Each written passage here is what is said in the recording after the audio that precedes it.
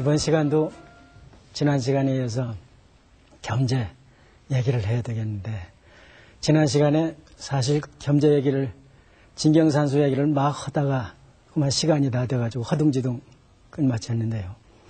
그래서 사실 이 겸재가 금강산 그림을 그리기 시작하는 그 얘기를 들어가지도 못했죠? 들어갔었나요? 아니요. 안 들어갔죠? 이 겸재가 과거에 계속 떨어졌을 거다 하는 얘기만 했는데, 그래서 그림길로 본격적으로 들어가기 시작하는 거는, 물론 이제 14살부터 그림길로 들어가서 기초는 다졌겠지만은, 현재 남겨진 거로 보면은 30대 중반부터 이제 본격적으로 그림길로 들어갔던 것 같아요. 그런데 그 보신 그림이 36살 때 그린데 그게 어떻게 그려진 거냐 하면은, 겸재한테는 5살 위에 사천 이병현이라는 분이 있는데, 그 이병현이라는 분은 진경 시해대가예요.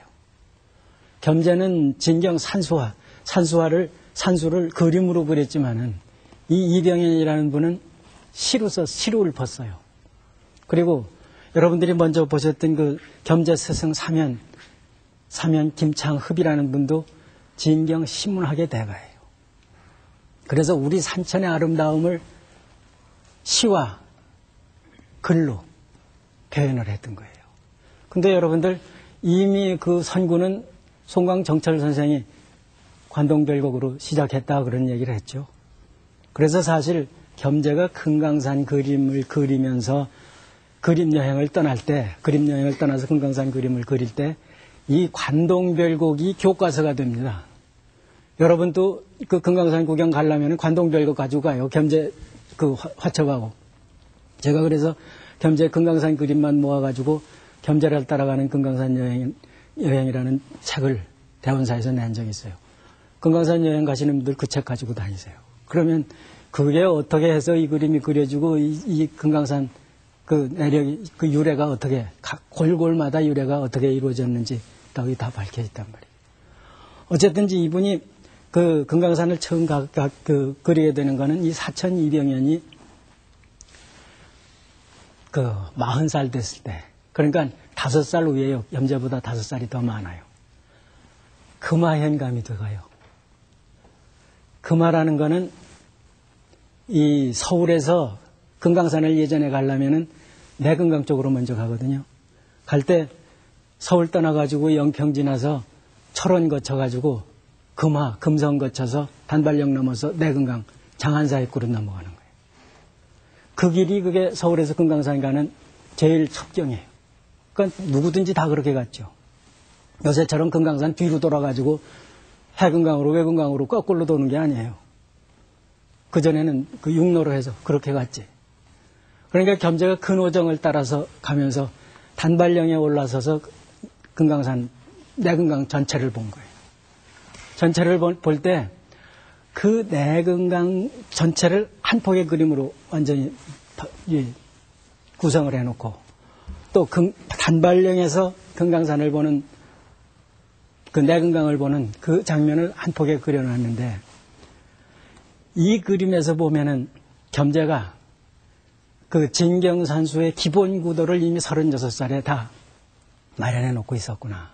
진경산수와의 그 기초를 마련했었구나 하는 걸 느낄 수가 있어요. 여러분들이 지난 시간에 잠깐 보셨지만은 이 단발령은 완전히 그 미가운산법으로, 묵법으로, 남방 화법의 특징인 묵법으로 처리를 했어요. 그리고 내금강 12,000봉은 백색 화강암봉으로 쫙쫙 선묘로 처리를 했다. 이거는, 그리고 그 내금강을 다시 또 이 수목으로 감싸놨어요. 골고를. 이렇게 되니까 이거는 완전히 음양대비로 파악을 거예요. 이건 주역의 원리인 음양조화의 원리를 이 화면 구성에 도입을 한 겁니다. 그래서 음은 토산으로, 양은 골산으로, 이 암산으로. 그래서 음양조화 할 때 어떻게 되죠? 음이 양을 보호하죠. 그 원리를 그대로 적용한 거예요. 그래서 화면 구성을 그렇게 한 겁니다. 이게 기초 주역 공부가 안 된 분, 조선 성리학자가 아니면은 이런 구도를 상상할 수가 없는 거죠. 그래서 중국 사람들이 이 겸재 그림 보고는 놀라 자빠진 거예요. 자기네들은 남북방 화법이 갈라진 뒤부터는 그걸 이상적으로 한 화면에 통합시키고자 부단히 노력을 해왔어요. 그래서 대가라고 하는 사람들은 자기가 그걸 통합을 시켰다. 그런데 제3자의 눈으로 보면은 남방 출신은 역시 남방 위주가 되고 북방 출신은 북방 위주가 됐는데 그것도 어떤 원칙이 있어서 된 게 아니란 말이죠. 그러니까 이상적으로 그게 통합이 됐다고 할 수가 없는데 겸재는 음양 조화의 원리, 음양 대비의 원리를 화면 구성에 적용을 해가지고 정말 완벽하게 남북방 화법을 한 화면에 이상적으로 통일을 시킨 거예요. 통합을 시켜놓은 거예요. 그래서 중국 사람들이 완전히 놀라 자빠졌어요. 그래가지고 겸재가 35살 때 그 사천이 금화현감으로 가니까 당연히 가장 친한 친구, 그림 잘 그리는 친구인 겸재를 초청할 거죠. 스승도 초청하고. 그래서 같이 금강산 여행을 하면서 사천과 사면 그 사제가는 진경 시로 사생을 하고 겸재는 진경 산수 화로 사생을 해서 한 화첩을 꾸며놓은 거예요. 그 화첩이 해악 전신첩이라 바다와 산악이 함께 있는 전신첩이다. 전신첩이라는 거는 이 초상화첩이라는 얘기예요. 그러니까 산천을 그리는데 사람 초상화 그린 거예요. 내면의 아름다움까지 다 표출시켜가면서. 이렇게 그린 게 진경산수입니다. 우리나라 산천의 아름다움을 표출하되 그 우리나라 산천이 가지고 있는 내면의 아름다움까지. 그건 우리 아니면은 표출할 수가 없죠. 외국 사람은 그거 안 됩니다. 뿐만 아니라 자긍심을 가지고 우리 산천이 세계에서 가장 아름답다고 생각하는 그런 생각을 갖고 그거를 봤을 때 그게 보이지 우리 거는 영 형편없어 하는 시각으로 보면은 그 아름다움이 안 보이죠. 그런데 자기 독자 이념이 있을 때는 그 모든 게 긍정적인 시각으로 보여집니다. 근데 자기 이념이 없을 때, 남의 이념으로 살 때, 식민 통치를 당한다든지 이럴 때는 자기 부정적인 시각, 자기 비하의 시각으로 모든 걸 보게 돼요.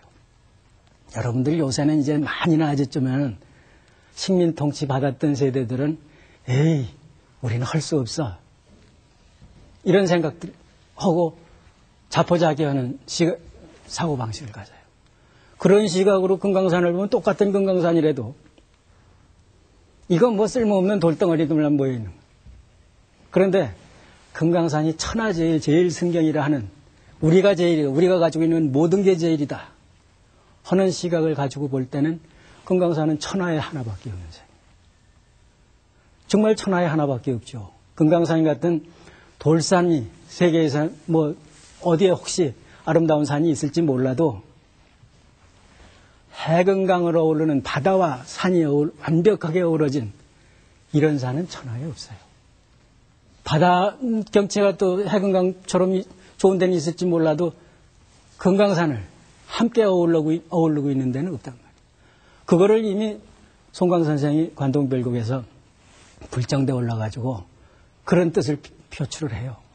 불정대 올라하니 해놓고는 예전에 중국 당나라 시인 이태백이 중국이 제일이라는 생각으로 중국에서 여산의 아름다움이 천하제일이라고 그랬거든.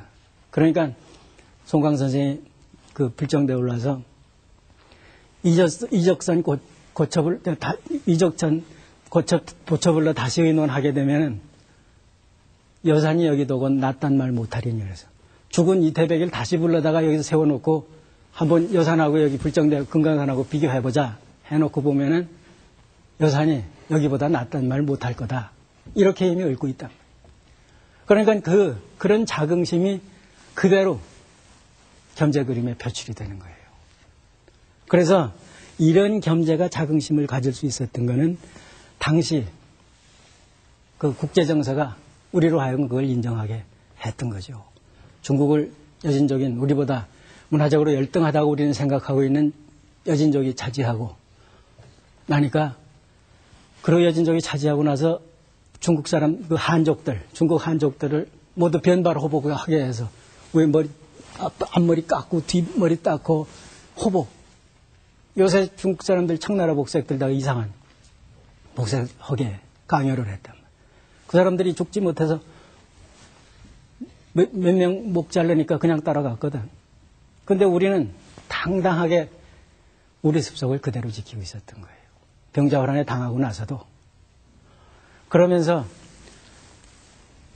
중국은 이미 망했는데 땅은 여진이 차지했지만은 중화문화라는 것은 조선만이 계승할 수가 있다 하는 자부심을 가지고 문화적 우월감을 우리가 표출을 해야 된다. 그건 자기 이념이 독자적 이념이 있으니까 독자 이념도 주자 성리학보다도 더 한 단계 심화 발전된 조선 성리학이라는 당당한 독자 이념이 있으니까 그 이념을 바탕으로 해서 우리가 제일이다. 우리가 중심이다. 그래서 중화문화는 조선이 계승했다. 그래서 조선중화주의를 부르짖고 있었던 거예요. 그러기 위해서 만덕묘를 세우고 명나라 황제 제사를 지내요. 이제 이걸 보고 사대주의 발로라 이제 일제 때 그렇게 매도를 했는데 사대주의라는 건 현재 힘이 있는 자한테 빌붙어 가지고 그 아첨하고 사는 게 그 사대주의 그 지탄받아야 될 사대주의지 망한 명나라 제사 지내주는 게 왜 그게 사대주의?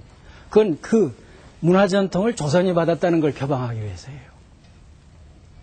이런 당당한 이념이 있기 때문에 겸재 같은 그 화가가 나와가지고 독자적인 고유 이념을 뿌리로 해서 고유한 진경산수화풍을 창안을 해냈던 겁니다. 그래가지고 겸재는 이후에 이제 36살 때 이걸 그리고는 계속 그림을 그렸을 텐데 그 이후에 그림이 많이 남아있질 않아요. 그 중간에 그림이. 그래서 겸재는 이제 그런 그림, 이 그림을 그리고 나서 겸재 스승 형제였던 그 김창흡의 육형제인데 그 육형제 중에 김창업의 바로 밑에 아우가 김창업이라고 그림 잘 그리는 이가 있어요. 이분이 겸재의 그림을 가지고 겸재를 국제적인 인물로 만들기 위해서 중국 사신행차에 자기 형님인 김창집이 이제 동지 정사로 갈 때 자제군관으로 따라가서 이 그림을 가지고 중국 사람 마유병이라는 제1감시관한테 보여요. 보이니까 관아제 그림도 가지고 가고 그 화원 이치라는 사람이 그림도 가지고 공제 윤두서의 그림도 가지고 가는데 당연히 겸재가 못 보던 그림이니까 이거라고 그러지. 그러니까 일약 금강산 그림 한 번 그리고는 조선 제일이 아니라 세계 제일의 화가가 된 거예요. 그러니까 이제 차차로 그 관직에 청구를 해가지고 이제 관직에 나가게 되고 하니까 관직 생활을 하면서 그림을 조금 놨던 것 같아요. 놨는데 결국은 겸재가 이제 그 이후에 우여곡절을 이제 겪게 되는데 이 먼저 시간에 말씀드렸던 그 영빈 김씨와 이제 영조와의 관계를 여러분들한테 조금 말씀을 드려야 될 것 같아요. 이게 겸재가 과학기를 포기하게 되는 건 경종이 나와서 희빈장신하고는 이게 뭐가 안 맞은 거예요. 이게 안 맞아가지고 이렇게 그림길로 들어갔는데 이 영조의 탄생, 이 겸재 19살이라고 그랬는데 탄생이 순조롭지 않았던 거죠. 여러분들 뭐 극에서도 보고 다 보셨던 것처럼. 그래서 숙빈 최씨가 영조를 낳았을 때가 나중에 실록에 보이는 거로 실록에 나타나는 거로면 9월 20일 날 산신청을 차렸다 이렇게 나타나는데 실제로 영조 생일이 그때가 아니었던가 봐요. 그러니까 사주 팔자가 임금될 팔자라면 더군다나 살아남지 못할 테니까 숨겼던가 봐요. 숨기는데 본래 영조는 9월 9일 날 났다는 거예요.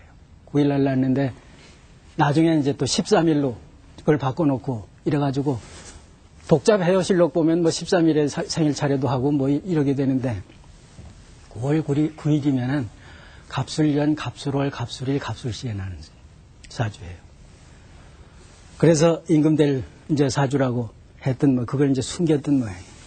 그러면서 그렇다고 여러분들 사주 뭐 절대 믿으라는 얘기 아니에요. 그 지금 전해오는 얘기가 그렇다는 얘기지. 사주라는 거는 그 총 종류수가 29만 5,200 종류밖에 안 된다는 거예요. 그게 인류가 얼마나 많습니까? 그런데 그걸로 뭐 합치는 사람이 얼마나 많겠어요. 근데 이제 그런 얘기가 전해온다는 얘기죠. 어쨌든지. 그런데 그 숙빈채 씨가 하도 영리해서 자신의 그 신분이 하도 미천하니까 장차 왕위 계승 문제가 생길 때 이게 밀릴까봐 뒷심이 약하니까 낳자마자 그 영빈 김 씨한테 사적으로 양자를 줬다는 거야. 사적으로. 그래서 이 김 씨들이 사실 외가가 된 셈이죠. 장차 이제 세도하는 김 씨, 안동 김 씨들이에요, 그분들이.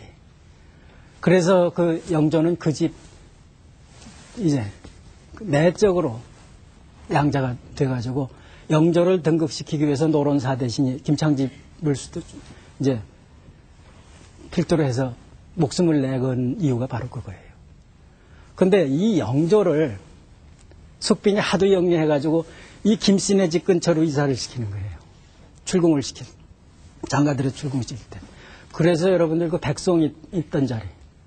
그게 창의궁자리인데 그게 영조가 출궁에서 살던 그 영조의 잠저예요. 그게, 근데 김창집 일가들은 지금 육상궁 있는 근처거든요. 칠궁 있는데. 경복고등학교 바로 앞이에요. 그러니까 그게 얼마 가깝지 않은 같은 동네로 이사를 시켜놓고 영조가 서너 살 때 그 집을 장만한 모양인데 가끔 드나들면서 겸재가 영조한테 그림을 가르쳤던 것 같아요. 그래서 영조가 등극한 이후에 평생 겸재를 이름으로 안 부르고 호로 불렀다는 거예요. 이건 임금이 호로 부르는 건 스승, 배운 스승한테밖에는 허질 않는 일이죠. 조선시대에 이제 국왕이 그림 배웠다고 그러면은 그 지탄의 대상이 되니까 안 배우고 잘 그렸다고 그러는 거예요. 근데 세상에 그림 안 배우고 잘 그린 사람이 어디 있습니까? 그래서 이제 영조가 등극하고 난 뒤부터는 이 겸재가 탄탄대로를 걸어가는 거예요. 그러니까 영조는 이런 기초 소양을 이미 닦은 거예요. 그림까지도. 그러니까 한 시대를 이끄는 최고 통치자가 이런 문해군주가 돼야 문예가 절정으로 발전하는 겁니다. 그러니까 영조는 조선 성리학에 대한 기초 소양은 물론 다 갖춰 있고 그림까지도 진경산수와 풍속과까지도 이미 소양을 갖추고 있어요. 그러니까 그런 임금이 통치하는 시대에 그 임금의 스승이 그리는 그림이 왜 절정으로 발전하지 않겠어요? 그래가지고 영조가 등극한 이후에 겸재는 이제 겸재가 46살 때 그 신임사화가 일어나서 김창집이 모두 죽고 경종이 등극할 때예요. 그런데 겸재는 다행히 경상도 하양행감으로 내려가 있었기 때문에 그 화를 모면했던 거예요. 그랬다가 영조 등극한 뒤에 상경을 해서 있으니까 자연히 영조가 굉장히 신경을 쓰죠. 그래서 쉬운 8살이 됐을 때 청하현감을 시켜보내요. 경상도 영일군 지금 청하면입니다. 거기엔 내연산이 있고 그런데 거기를 보내니까 왜 거기로 보내냐면 그 전에 사천 이병헌 삼척부사로 보내놔요. 그러니까 청하 영일만에서 삼척을 거쳐가지고 또 그 사천의 동생 이병성이라는 이는 간성군수로 보낸다. 간성 거쳐가지고 금강산 가면 관동팔경이 다 들어있어요. 그러니까 우리나라에서 그 해악, 바다와 산의 경치가 제일 좋은 곳은 어디예요? 관동팔경 지역이죠. 여기를 배 타고 오르내리면서 마음 놓고 시화로 사생을 해라 해서 보낸 거예요. 인사발령을 이렇게 해줘야 돼요. 이거 거기 갖다 놔야 시 한 수 못 읽고 뭐 그림 하나 못 그릴 사람 거기 갖다 두어봐야 뭘 합니까? 이게 적재적소에 갖다 놔야 된다. 근데 겸재가 여기서 환갑을 못 지내고 어머니가 92세로 돌아가가지고 60세 때 상경을 해요. 그래서 3년상 치르고 우리나라에서 강상의 경치가 제일 좋은 데는 어디예요? 단양팔경이라는 데죠. 해악 경치와 강산 경치가 이제 다르다. 그래서 그 강산 경치를 사생을 해요, 다시. 그때는 그걸 사군산수라고 그랬어요. 네 군에 걸쳐 있는 산수라고 그랬어요. 그러고 나니까 겸재는 진경산수와로서 우리나라 아름다운 경치를 사생 안 해본 데가 없어. 그러니까 절정으로 지나갈 밖에 없어요. 그래서 63세부터 이제 그림을 그리기 시작을, 이제 본격적으로 그 그림을 그리기 시작하는데, 62세 때까지는 이제 그 모친상 때문에 아무것도 못하고, 그때 모친상 3년상 치르는 과정에 머리로 그린 게 이제 완전히 그 최고의 경지까지 오르게 한 거예요. 그러니까 사람이 손으로만 뭘 하려고 그러면 안 돼요. 머리로 한번 그걸 정리를 해야지. 그래서 머리로 정리를 한 기간이 3년상 치르는 기간이라. 그러고 나서는 이제 겸재가 진경산수화가 절정에 이르는데 완전히 음양조와 음양대비예요. 그래서 이 그림 첫 번부터 좀 보여주세요. 그래서 이 겸재는 이제 금강산 그림을 이렇게 그리는데 이게 64세 때 그린 그림입니다. 이게 인왕산 기술 지금 청운초등학교가 있는 데인데 이게 청풍계예요. 청풍계인데 우리 어려서는 저 절벽바위가 다 있었습니다. 저대로. 그래서 인왕산의 흰 바위를 반대색인 먹색으로 그냥 확 내리 긋단 말이에요. 그러니까 저런 절벽을 그리는 저런 기법. 저거는 북방화법의 선묘로 그리다가 선을 먹칠로 바꿔가지고 저렇게 조합을 시킨 거예요. 이 우리 민족은 이런 아주 탁월한 기능이 있어요. 중국 사람들이 선 내기 위해서 또 이게 번짐을 위해서 마련한 묵법을 가지고 저렇게 아주 절벽을 표현하는 데 쓰고 있단 말이에요. 그 다음에 차례로 쭉 보여주세요. 그래서 본격적인 이런 그 진경산수화 분이 절정에 오르게 되는데 65세나 된 해 겸재는 양천현령으로 발령을 받아요. 그래서 이 그림은 양천현령으로 발령받고 떠날 때 그 사천 이병현과 함께 전별을 베풀면서 사천이 시 한 수 지어보내면은 겸재는 그림 하나 그려보내기로 약속을 하고 그 약속을 지켜요. 70노인네들이.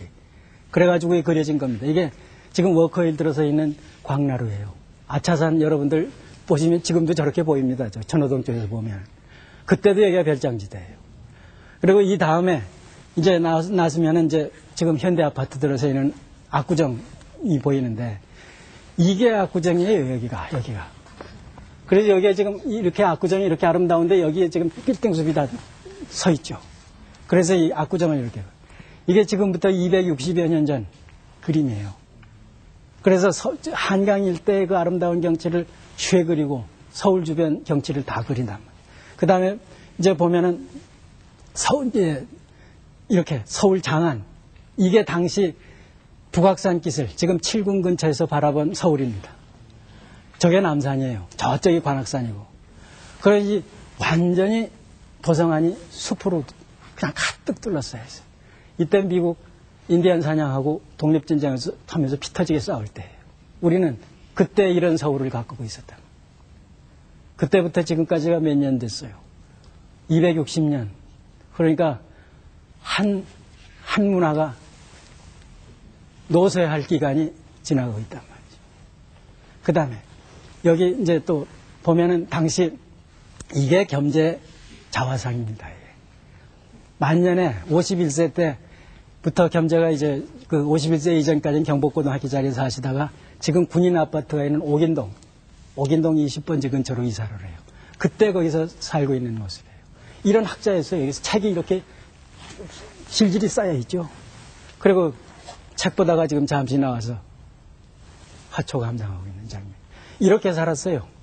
미국 인디안 사냥하고 있을 때 우리는. 그다음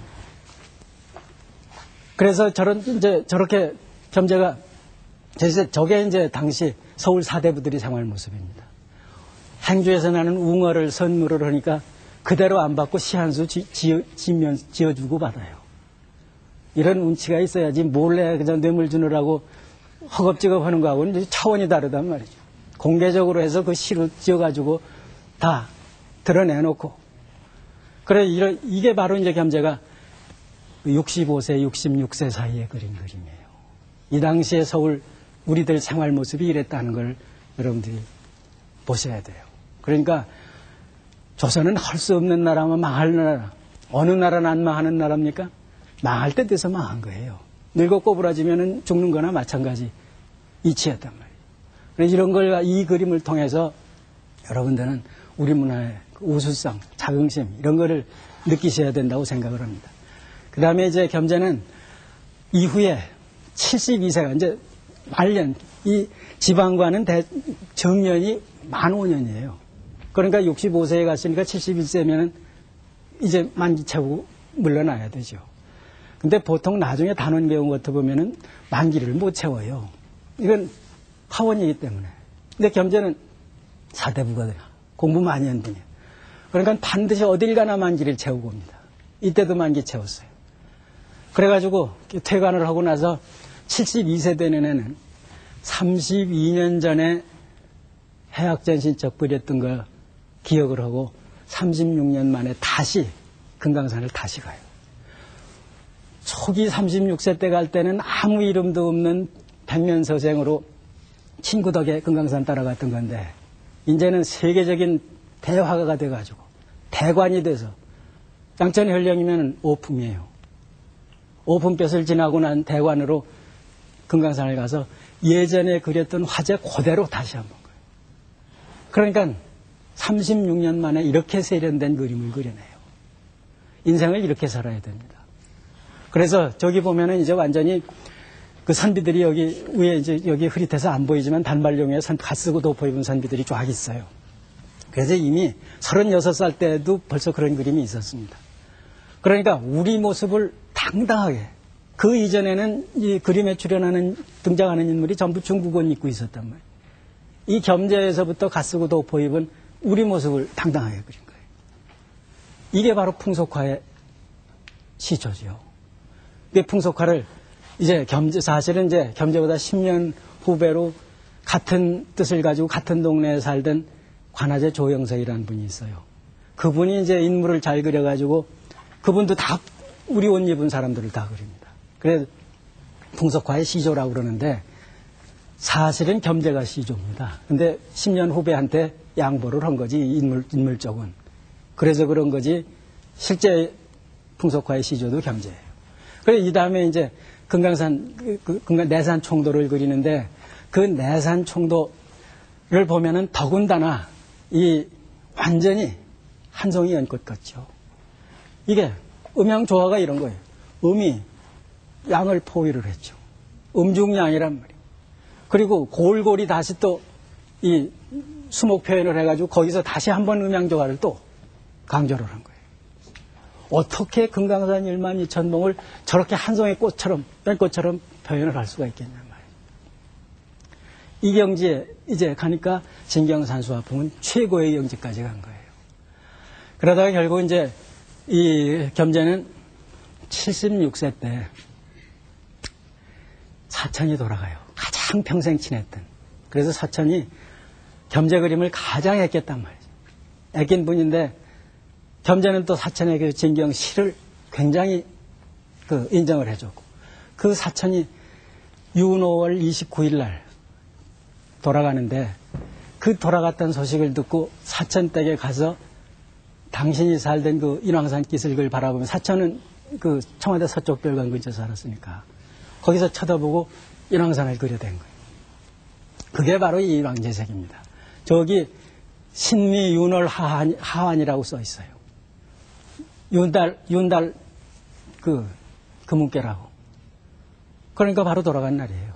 29일 날 돌아가니까.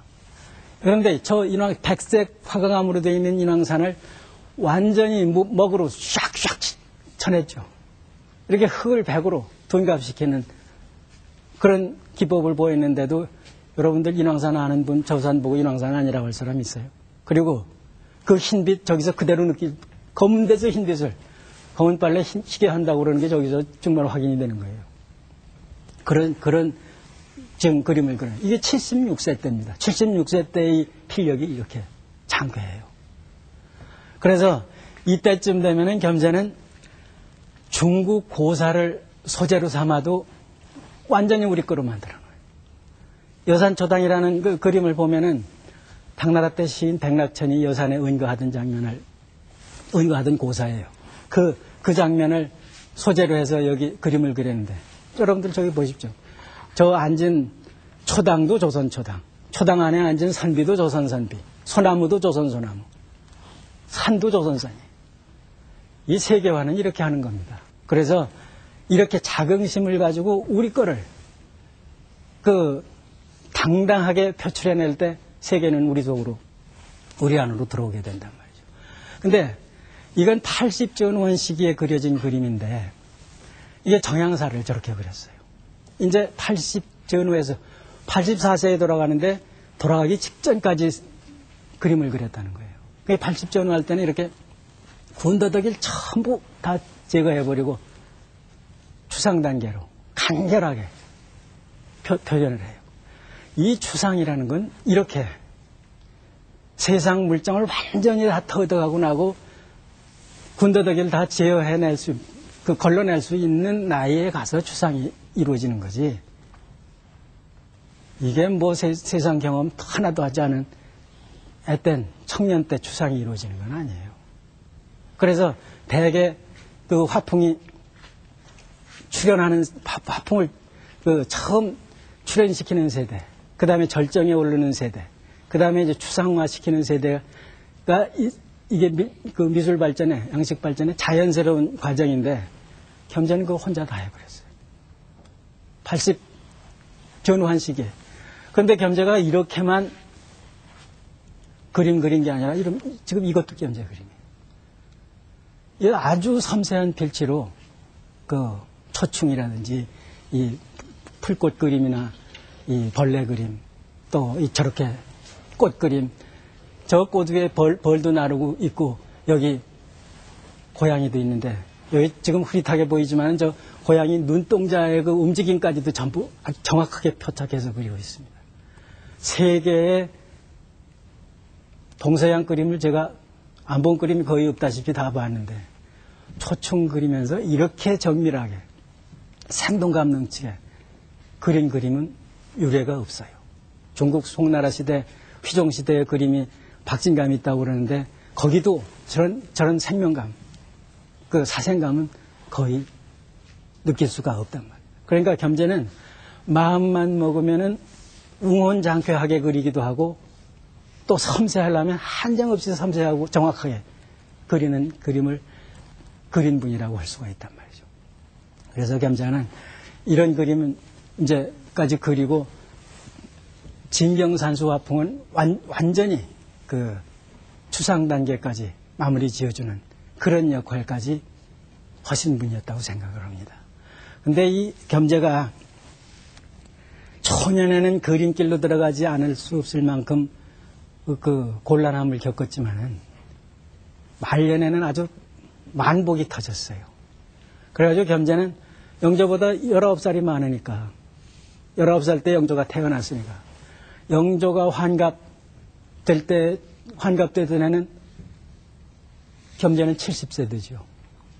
70세 되는데, 69세가 되나? 한 살이 79세가 되는구나. 79세가 되는데, 조선 왕조에서는 이 왕이나 왕비가 환갑이 되면은 수경이라, 목숨 숫자 쓰고 경사경자 써서 수경이라고 그래가지고, 벼슬 했던 조관 출신은 70세 이상이면 전부 일품을 올려주고, 평민이라도 80세 이상이 되면은 일품 풍계를 줘요. 그러니까 겸재도 당연히 받아야 되죠. 근데 영조는 환갑 때 수경을 하지를 않고, 그 인원 대비, 영조의 계모인 그 인원 대비가 망칠이라고 그래서 79세가 돼요. 망칠이라고 해서 69세가 돼요. 몇 살 터울이 안 돼요. 그러니까 인원 대비가 70세 될 때 당신은 진갑이 되죠. 그때 수경을 하기로 하고 안 해요. 안 하면서 겸재만 일품을 올려서 실직으로 사도시 첨정을 시킨단 말이에요. 그래 놓고 다음에 이제 진짜 수경을 해야 되니까 그때 일품 올려주고 그 다음에 71세가 되나 또 하나 올려주고 이래서 겸재가 말년에는 81세 될 때는 종 2품 대신급에 올라가요. 이 영조의 배려죠, 이게. 그러니까 금광자, 옥관자 붙이게 됐단 말이에요. 그 종 2품 되면 벼슬 없는 조상 추존할 수가 있어요. 그 양대 벼슬이 없었는데 추존을 해가지고 겸재는 재상지위에 선대 추존까지 올리고 그때 해로하고 있었다는 거예요. 부인하고. 그 시절에 80이 넘어가지고 해로했다는 거예요. 이런 그 대복인으로 일상을 마무리 지어요. 그래서 진경산수화풍으로 영원히 이름을 남기고 또 말년에는 대복이 터져가지고 이런 그 재상지위까지 올라가게 되는데 이분이 그 84세 되던 3월 24일 날 돌아가는데 산소가 저 우이동 근처 해등천면에 있었다고 그래요. 해등천면 개성리에 있었다고 그러는데 실전이 돼서 지금 찾을 수가 없어요. 여러분들 혹시 아시는 분 있으면은 저한테 가르쳐 주세요. 그러면은 정말 그건 성역화의 대상이니까. 벌써 시간이 오래 지난 모양입니다. 오늘 이만 그치겠습니다.